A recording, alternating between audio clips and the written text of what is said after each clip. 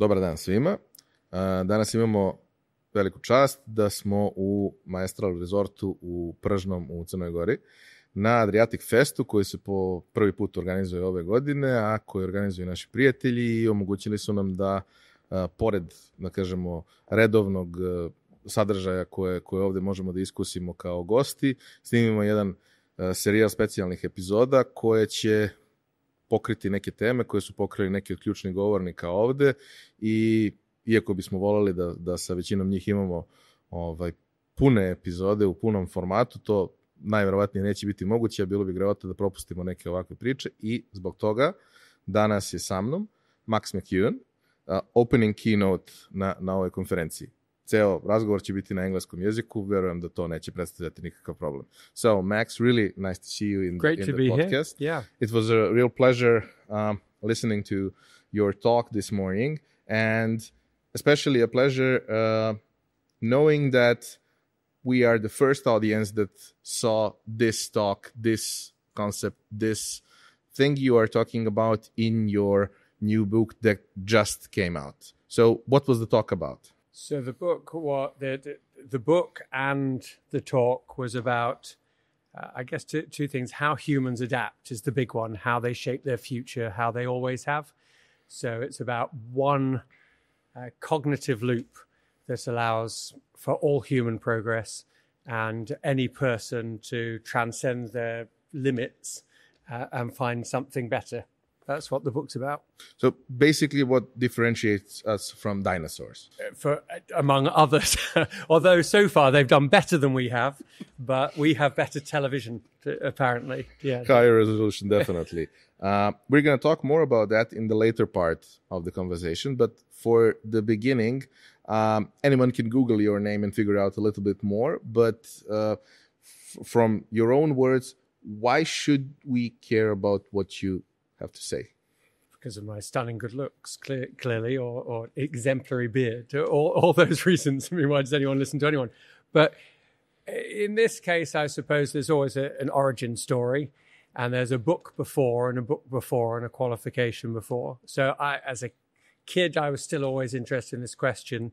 How did humans shape the future? I wanted to know, why did that thing work and that thing didn't work, even as a kid? So I was the kid who would throw himself out of his cot and would run around the apartment and pull down a television onto my finger and it chopped it off. And, that kind of kid, and take apart the television set and the telephone and the computer, all of that. So I was a curious kid, and that led me to first computing. My first degree was in computing. And then after that, I was still interested in this because that was about the future. And then I did the MBA, and then I did the MSc in psychology, and then I did the doctorate because I was still interested in this. So I guess through why should someone listen to me? One, I've been curious all my life. Two, I took the time to study some things. Three, I've worked in organizations, government, corporations, entrepreneurs all my life. So I've got some behind the scenes, Wizard of Oz style stuff. I've opened the door, taken the pill, know what's happening behind the matrix, which probably will excite at least 30% of your audience the older ones who believe it's real. So I've done all of those things. So I think I've paid a price in terms of personality, in learning, and then in practical experience, and along the way published books on strategy, innovation, and adaptability. And your core skills, your core experiences do come from business consulting, innovation consulting, organizational consulting as well. Yes. And that was your, let's say, first career. And from that, these things developed because you basically, if I understand correctly, you started noticing things. And when you start noticing things, it bugs you somehow. It does. For me, certainly, it feels much more like your embryo turns into a bigger fetus, turns into a child, and so on through your life. It's the same person, but they don't share they share the same genetics, but they don't share very many skin cells anymore. It's gone, or hair follicles, whatever it is. These things are alter. So for me, it's a very natural development. And it's not really a discontinuity. I guess if somebody reads this, they'll say, that knows my work, they'll say, oh yeah, you've expanded the run loop. You always were interested in how people notice patterns. What you never did before was put all of yourself into a book. Whereas the strategy book, it says, here is a subject. This is the way that corporations do it. I'm going to explain what's behind that. And there are models in there, speed strategy, for instance, to really get teams working together. And I continue to do that work. But there's one diagram in that book that has diagrams from all my books, including this one. And so in a way, it's the same brain attempting to answer the same questions, sometimes for different audiences at different levels of depth. Yeah, one of the things when I teach students about project management, one of the things I always try to explain to them is there are certain levels of your work, and one of the things is the first level, maybe not the first, maybe the second, but the low level thing is how you do a certain thing. Because when you learn how to do a certain thing, you only do that because you know how. The crucial moment that happens to only a fraction of people, not too many of them, is why I do this. Why I do this instead of the other options. What are the other options? Oh, there are many other options. Why did I choose this solution for this particular problem? These people usually tend to have bigger success in life, wider understanding of things. These people can, in the end, maybe, modify things in life. The other guys are just, when you hold a hammer in your head, everything looks like a nail. It's all fine, but have modest expectations. Yeah. What's very interesting about you is the way your personal education was structured, because it's fairly unusual mix of things. It's extremely potent mix of things when you see it now, but it's very unusual. Not many people would go that way. Why did you do that like that? Well, and if I go back, for instance, to being a kid, my father used to work for a newspaper, and he would bring home sometimes rolls of paper, big rolls of paper, just the end. But I could pull them out across the room, and I could draw on them big cartoons, and everything was connected to me. And you saw today me do something similar, really, all this time later. So for me, everything is connected factually, and it seems connected in the way that I see it. The pattern is connected. And if you dig down, computing as humans trying to advance technology, but also to see what's possible and also to fix things. So is strategy, it's the same thing. It's humans trying to shape their futures, innovations, the same thing. They're trying to be creative. So for me, they're the same thing viewed from a different lens, rather than being a different thing. But perhaps other people see them as silos. Yeah. But that's why they end up with silos. And a lot of my clients really, in the end, pay for me because I don't see them as distinct. And that means I can rise above and actually see what's really happening. I love that levels thing. They say that in boxing too. They say there are levels in boxing because you can be strong, but nowhere near the level of a top boxer who sees what you don't see. And I think it's similar in this case, where once you see the world as connected, what subject could I study that wasn't relevant to what I do? So in this part of the world, one of renowned religions is basketball. And when you learn to play basketball, the first thing you learn are the fundamentals, of course. You have to learn the fundamentals, and then you can figure out everything else. But the crucial moment is when you don't have to think about the fundamentals, when it's automatic, when you use your brain to solve complex problems, not the basic problems. Because if you stay with the basic problems, you can never grow in this world. And well, that I think kind of functional fluency. Yeah, basically. So if I'm doing, because I'm relatively tall, and I was a relatively tall kid, I was put onto the basketball team. I enjoyed it, but it never really became fluent to me, even a layup. I didn't really want to throw myself in the air, and I can't do a backflip. because I don't trust gravity to sort things out. So even though I rock climb and I do jiu-jitsu and I take certain risks, climb buildings, if it's out of my sort of direct control, I find that harder.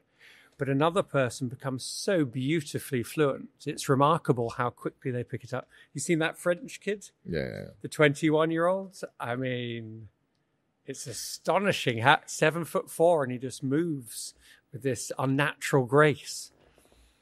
We thought that it was impossible for a tall person to play like that.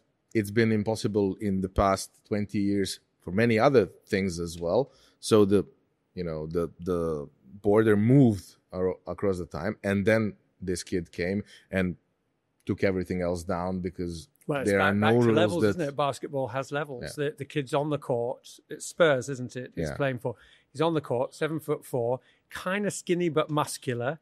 He can. I saw a clip coming in here, and he can block. He can shoot. He can 3-point. He can lay it up. He can one-hand dunk. I mean, levels. And when you speak, and I had a chance to speak with a couple of people who played against him, everything you learned before about basketball doesn't apply here because his reach is so big, his speed is so high, the way he moves, you have to adapt yourself to that or you will be losing. And he sees the game back to the patterns you mentioned before. So when somebody is that much better, especially in basketball or a one-person sport like tennis, if the person's the best, they're the best.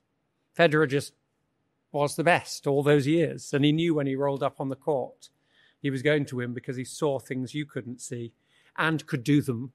And it's very interesting, in that example in tennis, when you have 3 people in a generation that are amazing and completely different. And when they, it's not fighting back with the same weaponry. It's completely different, but it's equally amazing. Well, yes, the giant bicep versus the smooth player versus this a massive serve. Yeah, which I think, again, equifinality or the idea that you can get to the same place via a different path, I think should be reassuring to all of us. That while there are levels, play a different game then, or play the game in a different way, rather than saying, I'm not as good at playing basketball as he is. I mean, I'm not 7'4". There's nothing I can do about it apart from going to those clinics that break your legs and add extra bone. I mean, imagine. But yeah, at the same time, you have Steph Curry that has like 15-year career, one of the greatest of all time. He's too small. He's too skinny. He's too weak. Yet he's amazing.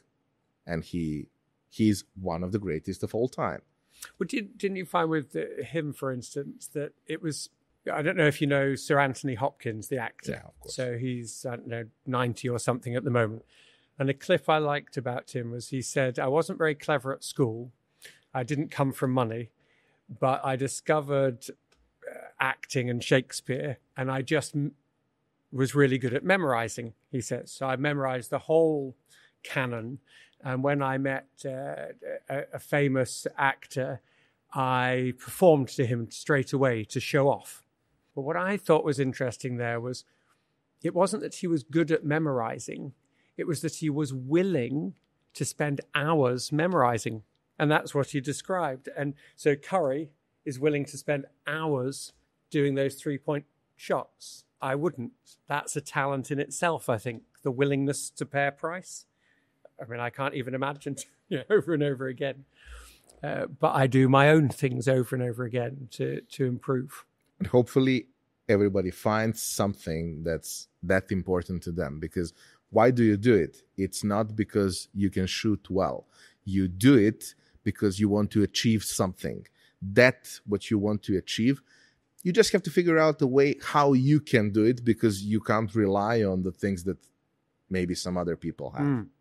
And depending on your personality, depending on your abilities, and your outcomes. But I think it's quite important to have something of your own. So to always have something that you're doing for the external world and something that you're doing for yourself that doesn't need somebody else to compare with. You go for a run. Only you can run your way. You look after your garden. It's only for you.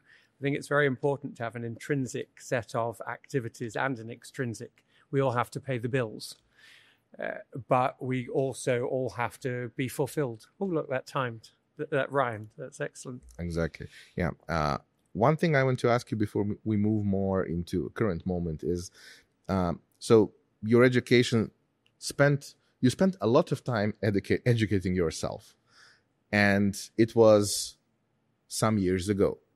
So many of the things you learned in the institutions that were for that were no longer relevant once you finished education. Some of the things were, but for example, computer science, in 5 or 6 years, it developed so fast that maybe some of the things you learned were irrelevant. In this region, and that's one of the biggest weak points for us over here, people consider education mostly as a thing that you finish once you finish the university. And for most people, that's the peak point in their career in terms of knowledge, understanding, and everything. And obviously, life doesn't work like that, especially in this time. How was it for you to figure out your own way of absorbing new knowledge? I think in a sense it's easier for me if we go with the abilities. I am curious and I see how things are connected. So when I was a kid, I was using a computer, but then when I was, I think 12 years old, I was doing adult courses in computing because I was interested, which meant that when I was an adult, well, a kid really, but an early adult, I did official qualifications, but I haven't stopped. I find it interesting. I think when somebody does something for kudos or as a pass into a job, they think it's a forever pass, a forever key. And what they don't understand is it's a time, there's an expiry date on that knowledge. And there's an expiry date on your credibility, which must be very hard. I haven't experienced it really, but it must be very hard for people who don't actually naturally want to do it. And nobody told them it was time. It was an expiry date situation. Because I would have imagined the person then suddenly finds themselves less in demand than they used to be. And they think the world is unfair, but they still don't want to go back to school or do it on their own because unlike Anthony Hopkins, they're not willing to put that effort in. And I'm not blaming you if that's you listening. I'm just saying that that's not what you were sold. You were sold something that was only good for maybe 10 years. You're the one who's expected to keep it up to date.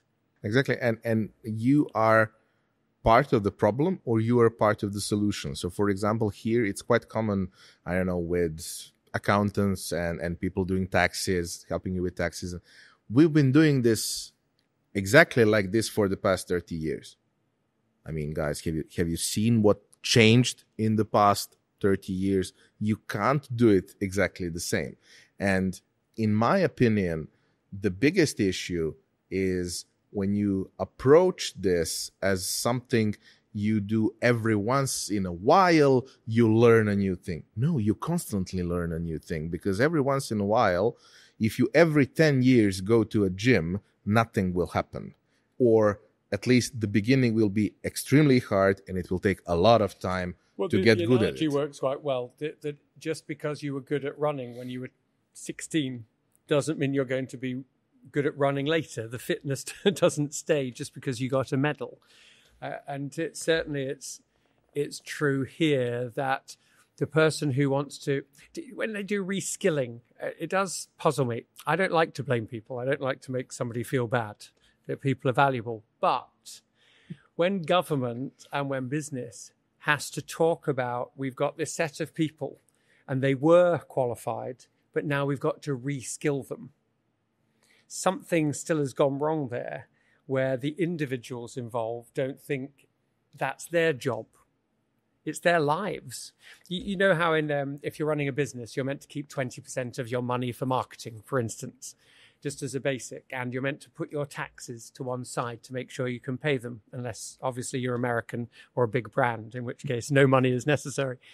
But in this case, if you're younger listening to this, or even if you're older, just say, what percentage of your life should be spent keeping yourself up to date? Well, at least 20%, surely. If you'd spent 20% of the past 20 years keeping up to date, you wouldn't be worried about this stuff at all. You can see what's going to come into the future because everything has been a cycle. So you can usually notice what happened in other industries, and maybe yours is not quickly adapting to these things as some others, but it's coming in 5-10 years. And especially in regions like this, I mean, this is basically South Central Europe. It's Central Europe. We can always say that. And we've been 10 or 20 years behind the most developed societies. You just have to copy things. You don't have to make anything up. It would be ideal. Tesla is from these places over here. He made things up. He was a nut job. He changed the world for the better. But you don't have to be a Tesla. You just have to figure out what people are doing in other places and have in mind what happened prior to the big change. And you start noticing things changing in that direction. I have a term, the long emergency. Yeah. That you should, if you were paying attention, have known it was coming. So algorithms, we've had algorithms since Ada Lovelace a long, long time ago. The concept of them, and then the concept of a machine that could calculate. But most people still listening to this, watching this, won't really know about any of that. And they won't remember that this was in the 50s and the 60s and the 70s. This was always coming. And so if you weren't paying attention, or you're only paying attention a little bit, you're now shocked. It's finally happened. But that's like smoking and being surprised that you've got lung cancer. I mean, these things do happen. And I think seeing that cause and effect can leave you in a better place. Again, no ill feeling to anybody. Bad shit happens. Yeah, and maybe you shouldn't always think that, correlation means causation, because it doesn't. But if it looks like a duck, walks like a duck, talks like a duck, there is a high probability it's a duck. Yes, you can get lung cancer without having ever smoked from some other or you can smoke your whole life and not get lung cancer, but very similar to this. So you could really luck out, and all of these things will have nothing to do with you. And there will be some people, they're running some business, they're a car mechanic and they think that'll work, or they clean windows, or they're a builder. Builders are going to be safe for quite a while because they've actually got to do something physical, and that robot's not coming, but one day it will come. Yeah. And people are 3D printing houses now. Now you have, the car mechanic 20 years ago, 10 years ago, 5 years ago, and now it's a completely different job.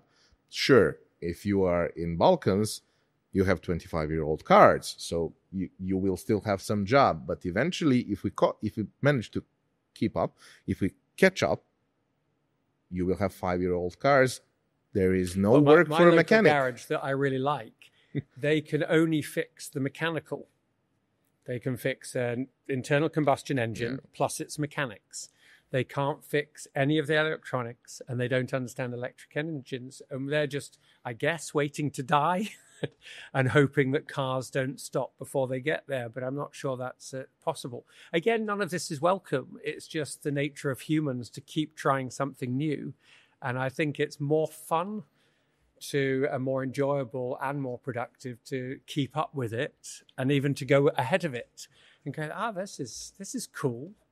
I mean, it seemed inevitable to me that as soon as you put an AirPod in your ear, 10 years ago, the AirPod, as soon as you put one in your ear, you knew that AI was going to go mainstream because Siri could already talk to you. It wasn't perfect, but it was coming. And I remember my youngest son, I have four children, but my youngest son, he used to talk to it back then. Yeah. And he tuned it to learn his voice, and he thought it was very natural. So it was yet another signal to me that said, and I tagged it I said, I'm scanning for signals, hunting for patterns, but then I tagged this one as mattering. I thought, but this is coming then, isn't it? If this kid can use Siri and talk to it and make it useful, eventually we're all going to do it. Yeah, and we have a mascot here that's a colorful bird, and 2 years ago there was this time of year, so the Black Fridays close, and I was looking at what German Amazon had, because I ordered some things for me, some books and everything, and I could put a few more things in the box. And my friend's daughter was 6 or 7. Her English was amazing because she was watching English shows all the time, and they didn't have this new thing, active speaker, where you can interact with the speaker, ask for something. And there was a version of Amazon's Alexa speaker that's like a round ball and everything, but there's a special version where that round ball is covered like a little owl, like a little bird. And it's the cutest thing ever. And of course, I bought 2, one for myself because I'm a big kid, and the other one for the kid. I never connected it. The kid plays with it every day and prepares for school and do something. Of course, the technology is still fairly low in comparison to what you now have with, talking with ChatGPT. It's not nearly good enough, but she's 7. It's another and signal for her, it's amazing. Says, you remember the talking dolls like Woody, that you could pull the cord, same thing. And before that, you would invent words and you would use your own doll and move it around. And I suppose when I go back, I say human nature is unlikely to change ever. If we like a thing at a small scale or with low technology, we will love a thing that is big scale or has the technology and it is easier. So, of course, eventually people are going to have their little friend in the corner and they're going to talk to them because they don't want to be lonely. Of course, not everybody. But I think, 20, 30, 40 years, unless there's a revolution. Look, there is a reason I studied robotics. I preferred talking to a machine than talking to a human. I learned to talk to humans. Not a big recommendation for me, but okay. But eventually, machines started really well interacting with me, and I made amazing things using that. To not miss talking about the thing, why are we here now? So you had already a book about this topic. Why did you make a bigger one with super in front? And pictures as and well. Pictures. And poems and all sorts of things. Well, last year I published the 4th edition of the strategy book. So that was really successful. I know everybody has to say that, but it is amazing. So if you haven't read it, but very much for a corporate world, getting teams together. And then the editor for Adaptability sent me a message and said, listen, I'm with a new company. We need a flagship book. Could you do something for us? And I thought, it's been 13 years. A new edition of Adaptability would be a good idea. Maybe I could do that. And the original plan was just because I thought, the world still needs adaptability. And I was going to update the examples 10% and, kind of sneak it out the door, just a new edition to keep everybody happy. And I started to do it. And I underlined all the examples and thought, oh, well, I'll go back in there. And I just couldn't bring myself to do it. I felt there was I kept asking myself questions, but how does this work? And does it really work? And why does it work, this loop I'm talking about? And what does the world need in terms of a book? And I started this quite an odyssey, really an emotionally surprising thing. I ran 200K a week, it says on my Pokemon Go, which is my running app. 200K a week, and I was jogging mainly around the kitchen inside, dictating and rewriting and thumb typing and going out to clubs and carrying on doing it, all that stuff. And it just got deeper and deeper, but connected. So I ended up realizing that there were 3 steps to greater adaptability logically, and these were backed up by the science, and they could be broken down into 3 functions each, and those could be broken down into other habits, and that's how you got super adaptability. I mean, it must be the world's most interconnected recursive book. Absolutely everything ties into everything else, front and back. You can even start reading it from the back and it makes sense. Why? Because the world needs super adaptability. It needs a book skewed positive. It needs a book that isn't obsessed just with AI or billionaires or with what's happening in some countries I won't mention.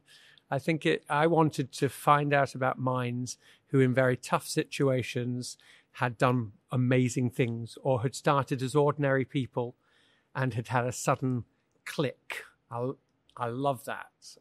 That's what I needed in my life. And I think the world really needs that. And I'm so grateful that you put so many ideas, so many interesting cases, so many different things, but also a lot of emotions, because you can see that you are quite passionate about everything when you talk about it. And that makes a lot of difference, because what's meaningful is something that maybe 20% of people are going to react to. But if you put emotions inside, you have a really big chance on getting into minds and hearts of more people. And I think that more people need to understand that they're far more capable than what they think now, that the motivation comes from inside, but that the discipline is the one thing that usually makes a difference, because after a while things start to ramp up because you stood with them, you took your time. So this morning you explained the basic concepts with some examples. The concepts are in their basicness old, but some of the ideas are quite new. It's hard, but can you sum up and explain the basic things and how it, builds a tree around it? Yes, it helps that I like things in threes, like all humans do, really. Even if you don't get religious with it, but triptychs and triples. So in this case, I asked the big question, how do humans shape the future? And I asked the question, why does one human adapt better than another? And then a third question, what is the pattern that is learnable from that? And from that came, I thought, a surprising answer. And it was emotional, even as I'm thinking about it now, really.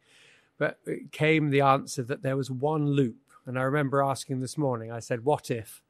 For any nerds out there, they'll recognize this is recursive. Exactly. So what if one loop, what if one powerful loop, what if one fractal-like powerful loop, what if one fractal-like powerful recursive loop could change your life? I won't do it all for you. But what somebody might notice there is that every time I said a sentence, I added something. Yeah. And the final sentence is infinitely more powerful than the starting point, and it's built. And that's one of the things that I discovered in here, was that humans have a very simple loop. Indeed, I would argue all life is a loop. And we could but we could discuss that, all the way back to atoms and the Big Bang and gravity. But all life is a loop, but particularly all conscious life is, and then particularly us. Because we are able to recognize what's happening, we're able to seek understanding, and then we're able to take necessary action following the plan, if you like, or the desire that we have. We're goal-directed. And this run loop, I think I demonstrated it. So it's a run loop. It goes forward, and then it curls back on itself, because you're going into yourself and creating a recursive space, a space for thinking, a third space, and then you're curling back out and then taking action. The picture in here, and that simple loop is fractal, and even understanding it, I swear to God, if I was very religious, that even understanding it for a moment makes a difference. You go, oh yeah, And there are still, there are some amazing things. If you were interested in your life in different things, when you put that into your mind and you start thinking, you eventually figure out how many amazing things happened because you had to take a, so to say, step back. Mm. And the first thing that comes to my mind, because I'm special, is the gravitational slingshot. Yes. We have to go from this to this, but we can't do that unless we do something that, from the very basic standpoint, is counterintuitive. It's counterintuitive until you have all the informations inside. And many of the things that we are talking now as a original, amazing, innovative, is extremely derivative. But it's not derivative for everyone. You have to have all the everything. A few things I thought of. Everything is made of something, and that means all new ideas are made of old ideas. And when you see them as interconnected and you see their history, of course, you can see how they're woven together. I would say that all the way down, there are loops of matter, and those loops of matter have varying levels of consciousness. Some of time can't talk to us. Well, that's debatable. But time, gravity, pressure, mass, they can't talk to us in that normal sense. And you could say that they're not conscious, but they do exist. And if something exists, I'll pull this back actually to some of that reskilling. If a thing exists, it has met the conditions for existence. If a thing persists, continues to exist, it has continued to meet the conditions for existence. That realization that everything shares that common thread, me and a rock, we share that common thread, I think is really quite liberating, because it allows me to look around and see, one, connections between myself and everything. So I don't feel a separation between myself and my fellow man, but also almost, and this will seem weird, myself and my fellow chair, or a clearly bird, or the cat that I petted outside on the beach. They're all one. So I think it helps you to not be so anxious about the future. I will die, but I will continue. That's metaphysics. But also day to day, everything that I do, even things we label as errors, are not really errors. They're experiences, they're thinking patterns, they are me. And I could no more separate myself from those than from my successes. And especially many people, when they talk, especially extremely successful people most of us look up to, most of them always say that they learn far more from their mistakes than from their successes, because when you succeed, you celebrate, you don't analyze. Some people analyze, and usually later, but when you don't succeed, you try to figure out why, and you come better next time. Yes. And maybe it won't be good enough even the second or the third time, but maybe eventually you will manage to do something that's beyond amazing, just because you were giving it. Sometimes it's just the price. Sometimes the price of success is failure. If you want success, get used to failure, of course. That's back to basketball too, isn't it? You never score any of the shots that you don't take type of idea. Sure. I think there are other elements here too, though, that it makes sense if there are multiple ways of winning. I say winning, I don't mean beating somebody else, but of winning. So if I think that life as an experience is valuable in itself, it's rather difficult to lose. So I might also want to get better at something, but what if the embarrassment wasn't failure? It was an experience and it was worth having. It's the philosophical idea of, if you had to stop being you in order, if you wanted to get rid of a mistake you made in the past and to stop being you now, would you do that? Would you be willing to do it? I wouldn't. I like being me now. And so I'm willing to accept everything that's ever happened to me because it's part of my experience. And again, it's very peaceful to think like that. It's very zen.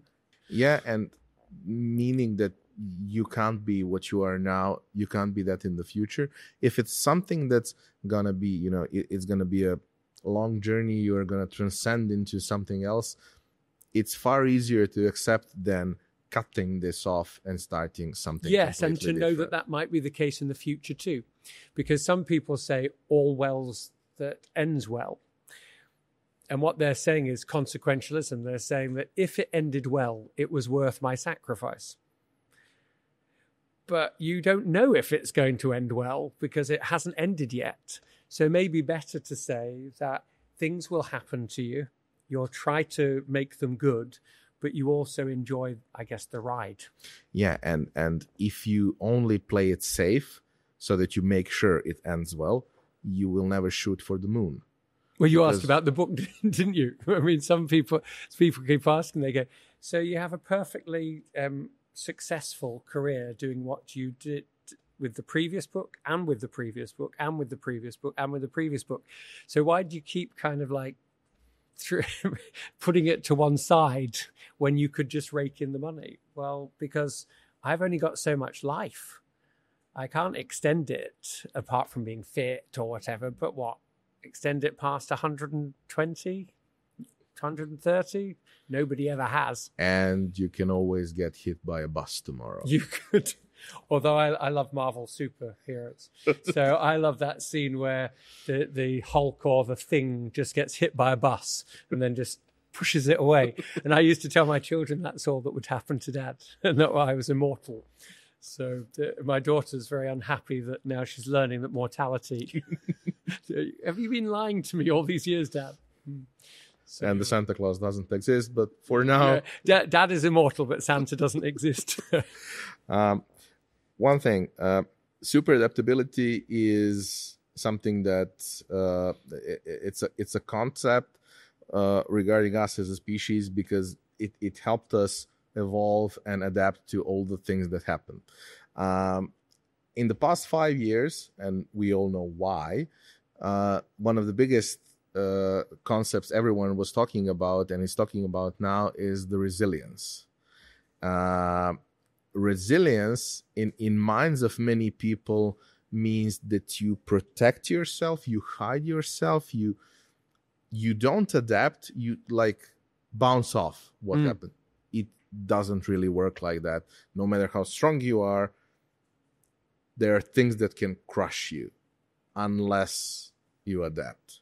Do I see this correctly? Yes, it's like grit, another subject like that. This idea that, or even mindfulness to some extent on its own, there's this idea that I will accept the pain, I will accept the suffering, I will try to avoid it when I can, but I just will be strong. I'll push through the pain. You know, I'll still punch you. You'll just stand there and I'll just punch you. And the more that you can be resilient and accept my punches, the better. What about ducking from the punches? What about, I don't know, fighting back? What about leaving the room? To be resilient, I think, has limitations because it leaves us exactly back where we were. You fall over, you get up. That's good.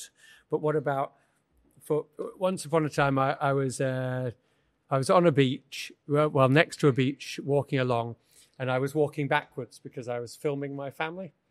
And I suddenly looked round and I realized that I was about to hit a park bench, a metal one. And so I kind of flipped and rolled across it because of my jiu-jitsu training. That one's good because I wasn't resilient. I was adaptable. I moved to a better place and I was safe. I think the problem with grit is it says keep doing something you hate because the reward will be good. Eventually, resilience says put up with anything that happens to you. Be brave, my son. These are not the highest level of adaptability, which is to shape your world and to shape yourself so that you are somewhere better. A friend of mine who is an Olympic gold medalist once told me, and for him it makes sense, he's very special. No one ever became Olympic champion by having a good measure of things. But the more important question is, does everyone really needs to be an Olympic champion? I think that's so important. I'm not one thing. You're not one thing. I said this morning, you are incomplete. I am incomplete. That's I wouldn't say not incomplete. a flaw. I would say work in progress. It's same difference, really. They're synonymous, because the idea is that Sounds nicer. Does it? Well, maybe mine's deeper, more godal. But the idea is, I suppose, work in progress suggests that there might be an ending, and there isn't. It's an infinite game. You will never be complete. So your life is finite. You will die, but at the same time, on that moment, you will not be complete. There is no finish. There is no design we're working to. And that's what drives us to the next thing. And I find that thing exciting, because I don't know what I'm going to become. I don't know who Max is going to be next, and what he's going to acquire, and what experience he's going to have. I didn't know we were going to do this today. How cool. Exactly. I got to know you. And for me, getting to know someone is my mind, 87 billion neurons, reaching towards your mind. And sometimes you really do connect. It's like that scene in Iron Man or the Avengers. I think that's AI, but two minds that are connecting. And suddenly you are actually an extended mind talking to another person. And I think it's that side. And still we won't understand each other fully. How exciting. How cool. Yeah, and I think that the way we learn things is through stories. And stories actually never end. You just, as a storyteller, sometimes decide to put a full stop somewhere. Yeah, but it doesn't mean that the story ends there. It's the work of storyteller maybe ends there. Then it's your story to work on. So for the last question and for the end, you decided to, do a full backflip on your life. You ended up at the same place, but with the experience that's extremely special, and I would think life-changing. It was. What's next? Well, I think the first thing to do with this, which isn't even published yet, although you can buy it at all good bookstores, pre-order it, is to share it with the world. It's been quite an emotional journey, and I really am incredibly excited to share it, both because as an object, when people get hold of it, it's full of my art, it's full of ideas, it's full of stories, it's full of minds. It's not a boring big book. It's like 10 amazing page-turning books. I mean, there's a poem. Let me show to somebody. They won't believe us, but you should. There we go. Maybe you don't. And so you really like your Sharpies. I can see. I do like my Sharpies. Ever made a mistake? Ever made the same mistake twice? That's not a mistake. That's a repeat of what you've thought before. The first reward of doing this was to write it myself. The second was to give it to my children so that they could know their father better, like the Christmas Carol, the Muppets Christmas Carol scene, come in and know me better. And the next thing really is to share it. There's a lot to share. And it's not just my story. It's the story of the hundreds of people who are in it, and then the millions and millions of people who could have been in it, some of whom we have never even written about because they existed before one of our ancestors, invented writing. And that's exciting to be part of it and to share it. So in a series of talks, including to people here, I'll be sharing it, I imagine, for the rest of my life. Thank you so much. And for the end, I would like to use the opportunity to quote one of my favorite quotes from Mr. Beckett. Ever tried, ever failed? No matter. Try again, fail better. That's great. Right near the end, there's a section called Crap's Last Loop. And from Beckett, of course, and there's a form of poem about that very subject. So it's in there just for you. And I didn't even know I'd get to know you. Thank you. Thank you so much. Thank you all for watching us. Do Google it. Do order it. It will change your life. See you in the next episode. Thank you.